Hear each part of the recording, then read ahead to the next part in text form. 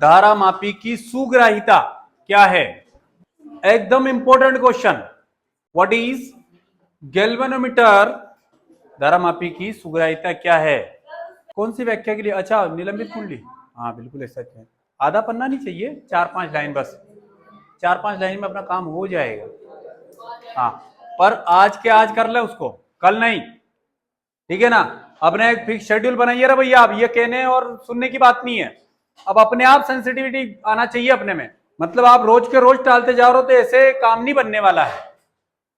आज करेंगे कल करेंगे तो ये बिल्कुल भी नहीं चलने वाला है। एक फिक्स शेड्यूल बनाइए अपना, उस फिक्स शेड्यूल के अनुसार ही पढ़ना है आपको। आपके पास जो रोज का रोज वर्क है उसको उसी दिन खत्म करना है। दूसरे दिन अगर खत्म करोगे ना तो लोड बढ़ता जाएगा।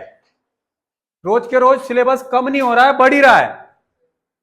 तो ये आपको सिस्टमैटिकली है ना, इसको खत्म करना है। अगर आप आज भी टालोगे कल भी टालोगे तो बढ़ते जाएगा कि नहीं?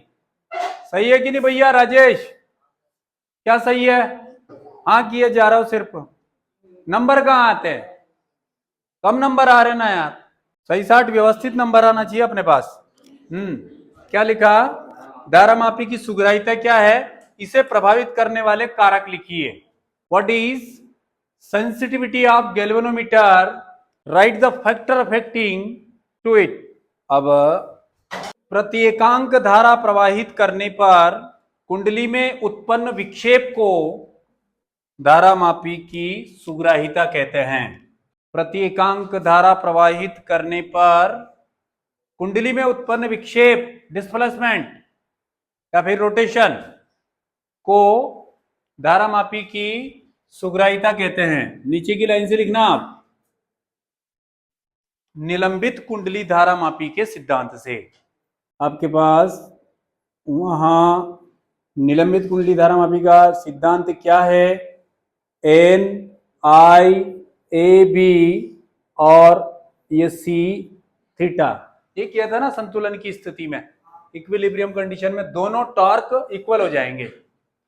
तो प्रत्येकांक धारा प्रवाहित करने पर उत्पन्न विक्षेप, यानी कि प्रति एकांक धारा प्रवाहित करने पर उत्पन्न विक्षेप, डिस्प्लेसमेंट कौन है यहां पर? थीटा। तो ये आपके पास एन ए बी और सी कौन बटे में आ जाएगा। ये इसके लिए सेंसिटिविटी है। ठीक है?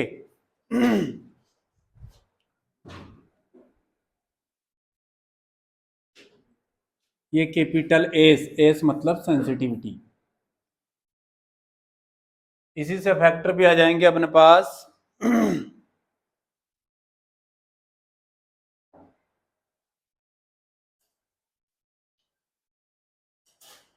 अब यहां पर देखें आप बोर्ड पर,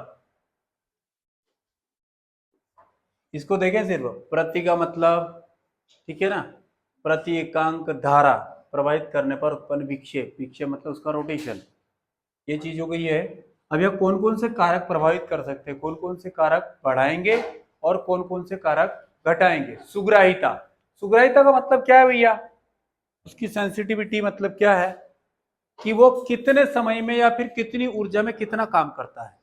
समझ रहे हैं? एक बाइक है, 1 लीटर पेट्रोल में कितना माइलेज दे रही है? मान लीजिए 60, तो 60 उसके लिए क्या हो गई? सुग्राहिता हो गई है। 60 किलोमीटर पर लीटर अगर कोई बाइक एवरेज माइलेज देती है तो वो उसके लिए क्या हो जाती है? सेंसिटिविटी हो जाती है, सुग्राहिता होती है। ठीक है ना? यहां पर भी ऐसा कि कितनी धारा प्रवाहित करने पर कितना विक्षेप, कितना रोटेशन क्रिएट हो रहा है, उत्पन्न हो रहा है, वो उसके लिए सुग्राहिता हो जाएगी। या पूरे फार्मूले में आपके पास एन मतलब क्या है? नंबर ऑफ टर्न्स है।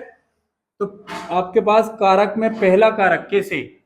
एन मतलब फेरों की संख्या और अनुत्क्रमणुपाती है इसके, तो फेरों की संख्या, यानी कि कुंडली में फेरों की संख्या बढ़ाओगे तो सुग्राहिता क्या हो जाएगी? बढ़ेगी।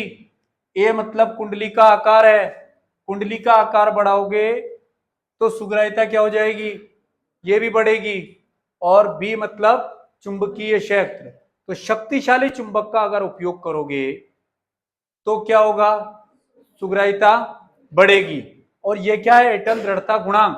एटम दृढ़ता गुणांक का मान कम होना चाहिए। अगर ऐंठन दृढ़ता गुणांक का मान अधिक हुआ तो सुग्राहिता क्या हो जाएगी, कम हो जाएगी, घट जाएगी।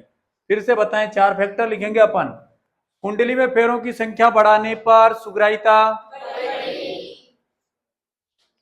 कुंडली का क्षेत्रफल बढ़ाने पर यानी कि कुंडली बड़ी लेने पर सुग्राहिता बढ़ेगी। शक्तिशाली चुंबक का उपयोग करने पर सुग्राहिता, ऐंठन दृढ़ता गुणांक का मान बढ़ाने पर सुग्राहिता, ठीक है ना। ये 4 फैक्टर हैं, 4 फैक्टर अपने को याद होना चाहिए।